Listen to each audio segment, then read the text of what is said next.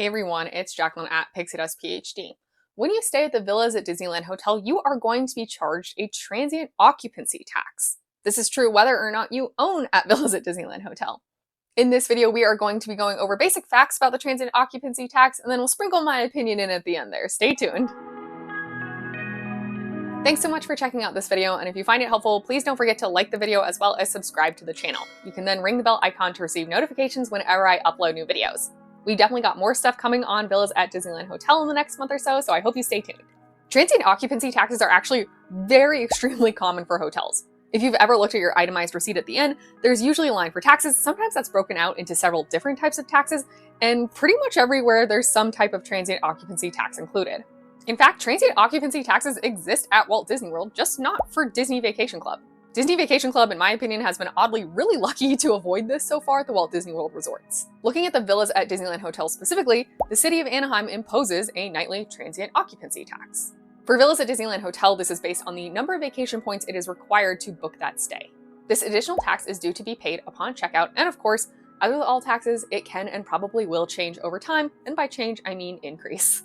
Currently, the Villas at Disneyland Hotel transient occupancy tax is assessed at about $2.73 per point. Before we move on, to the best of my knowledge from my research in this general topic, this is not something that Disney decides. Typically, the municipality, in this case the city of Anaheim, is going to more or less dictate this rate. Yes, there may be negotiations going on with officials, but it's not like Disney is saying, oh yes, $2.73 per point, that's what we want. And it's also worth noting transient occupancy tax does affect more than just Disney. Like I said, this is very normal for hotels overall. And because it is not only Disney as the stakeholder here, you do have those local officials. Again, the tax rates can change. For example, Aulani also has a transient occupancy tax, and that has more than doubled since 2016. Although we escaped transient occupancy taxes at DVC resorts in Walt Disney World, that's not true for all of the other resorts. Again, Villas at Disneyland Hotel has now debuted at $2.73 per point. The Villas at Grand Californian works a little bit differently. It is incorporated into annual dues. Currently, that's about 51 cents per point. The Aulani transient occupancy tax is a little bit more complicated. It's based off a calculation. It takes into account half of the current maintenance fee, the number of points required, and then the tax rate, again, more or less set by the local officials. Overall, it's a bit difficult to compare apples to apples here. Grand Californian's transient occupancy taxes are baked into their annual dues. It's not assessed on a per point basis when you stay. Aulani's are on a per point basis when you stay, but it's not the city of Anaheim, so it's calculated quite differently. But for example, at Aulani, if you're staying in a hotel room, depending on the season you're traveling, your transient occupancy taxes might be as low as about $10 per night. And even in a Grand Villa during peak season, most recent transient occupancy taxes at Aulani don't have you paying too much more than $100 per night. The transient occupancy tax rate at Villas at Disneyland Hotel of $2.73 per point leads to considerably higher taxes than in Aulani. The base rate per night is going to be a little over $25, and this can go up as high as about $550 per night. Again, this all depends on the number of points required to stay, so your room type and the season you're traveling during. Again, we're kind of looking at apples to oranges here on a per point per stay basis at Villas at Disneyland Hotel compared to everyone pays as part of their annual dues at Villas at Grand Californian, but the rates are very different, right? You're talking $2.73 per point when you stay compared to about 51 cents per point as part of your dues. It is really unclear to me why these rates are so different when it is the city of Anaheim regardless. But perhaps the way the city calculates the transient occupancy tax has changed since the Villas at Grand Californian occupancy tax was incorporated into the dues, and they have now decided to charge at checkout instead only when points are used for Villas at Disneyland Hotel. It's definitely a mystery to me. If you have any insider knowledge, please leave a comment down below. The Villas at Disneyland Hotel transient occupancy tax rate is high. There is no denying that. There is one clear pro though, in my opinion. You are only charged this when you stay, and it is not part of your annual dues. So if you're a Grand Californian owner, you are paying that transient occupancy tax every year as part of your annual dues, whether or not you use your points in the city of Anaheim. If you have points at Villas at Disneyland Hotel and you're using them elsewhere, like at Walt Disney World, you are not paying that transient occupancy tax, so that's at least a good thing. And I think it's worth keeping the perspective that if you are going to visit the Disneyland Resort and stay at Villas at Disneyland Hotel, chances are pretty good you're not going to be there for more than a handful of nights. Visiting Disneyland Resort is not like going all the way to Hawaii or spending over a week in Walt Disney World. Let's go through two examples. First, let's say my partner and I are traveling alone together. We don't have kids and we are not bound to the school schedule, so let's go in January. We went to Disneyland in January a couple years ago and it was fantastic. I would absolutely go again. January also happens to be in the cheapest travel period. In this example, let's say we would do 3 nights in a deluxe studio. I personally think that is plenty of nights, plenty of time at Disneyland Resort.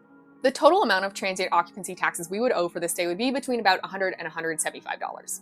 The range is because there's a few variables here. Depends on what category of deluxe studio we're staying in, standard or preferred or garden view. And then also how many of these nights would be weeknights versus weekend nights, which of course translates to how many points is the reservation going to require. So in my opinion, that's really not bad, but it can get worse for sure. Let's move to a second example. Again, it's relevant to my life. If my partner and I wanted to host my family, that is 5 additional people at villas at Disneyland Hotel, we would surely be booking a 2-bedroom. And there are children involved here, so we would also surely be going during the summer. And with kids in tow, we will definitely be touring the park slower, and I also just think it's more important to have your hotel to go back to, take midday breaks, and kind of have it your arrival night and your departure night, not necessarily move hotels like my partner and I often do. So let's say 4 nights in a 2-bedroom. This is going to be between about $710 and $750. 2 bedrooms at villas at Disneyland Hotel are only preferred view, so you don't have that variable. Again, the range is due to how many of these nights would be weeknights versus weekend nights. There's no denying it, the taxes are definitely an additional cost. You saw 2 examples here of 3 to 4 night stays. Depending on your accommodations and when you're traveling, it's $100, $700. It definitely could be even more if you're traveling during peak holiday times.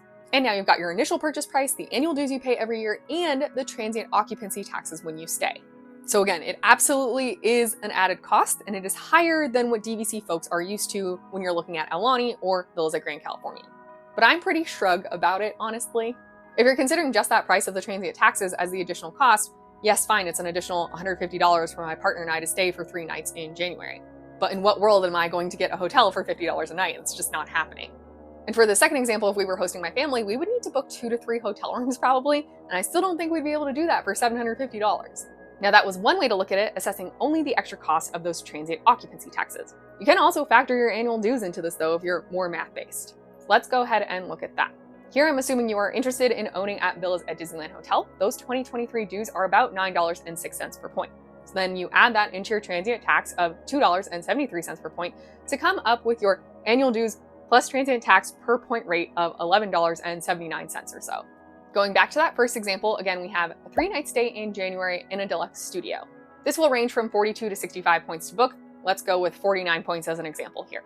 So 49 points times your annual dues rate plus that transient occupancy tax is going to result in a cost of about $578. For 3 nights, that's a little under $200 per night. It's definitely going to be less than the rack rate.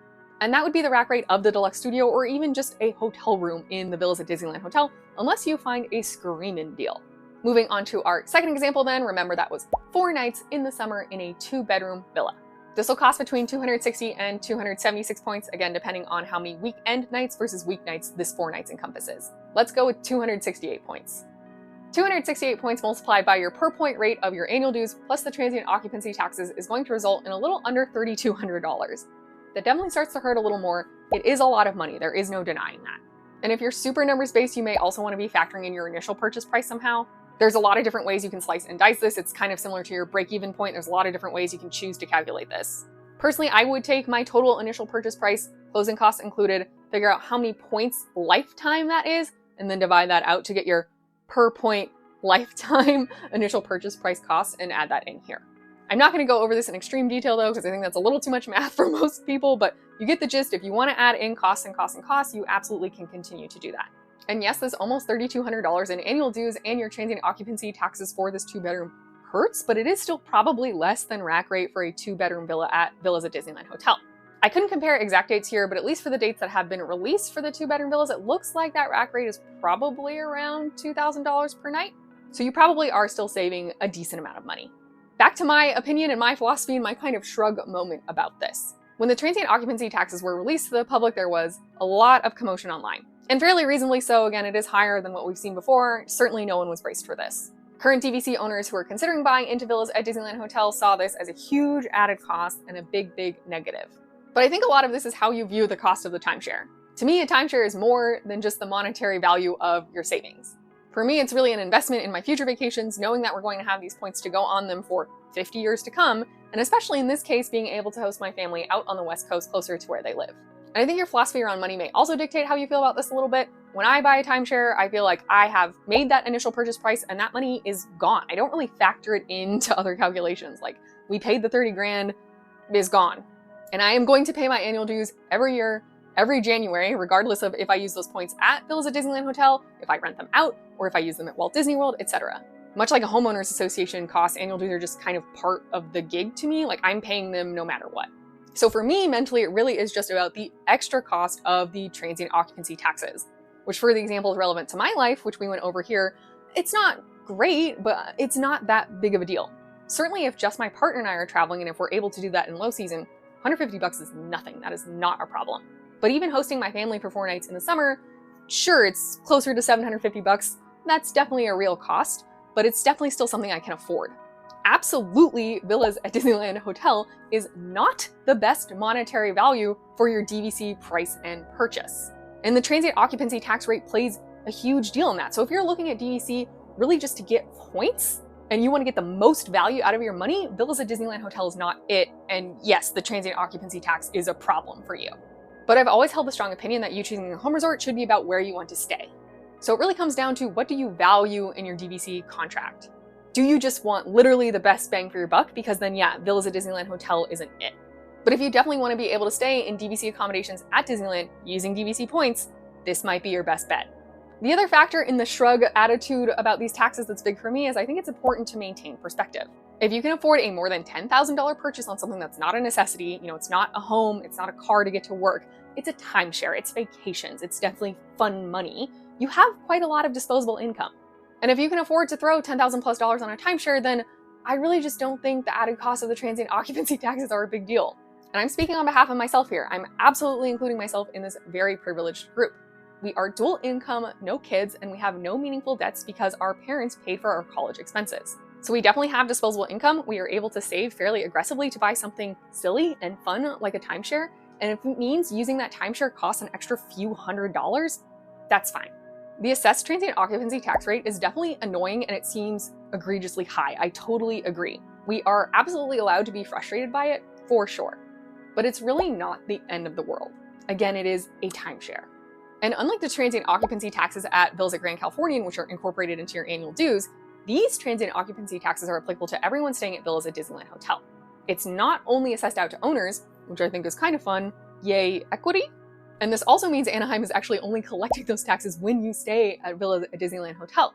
So if you're using your points for a Walt Disney World trip, for example, you're paying no taxes. The reality is it absolutely is an extra fee on top of your vacation, but I do not think it is as big of a deal as many people have made it out to be. Yes, this is an added cost on top of the points that you are spending to stay there, your initial purchase price, and your added dues. And yes, it is higher than I think most of us were anticipating. Should this sway your decision to buy into villas at Disneyland Hotel or try to book there for a stay in the future, even if you don't own there? Definitely, maybe. Again, it depends on what you value.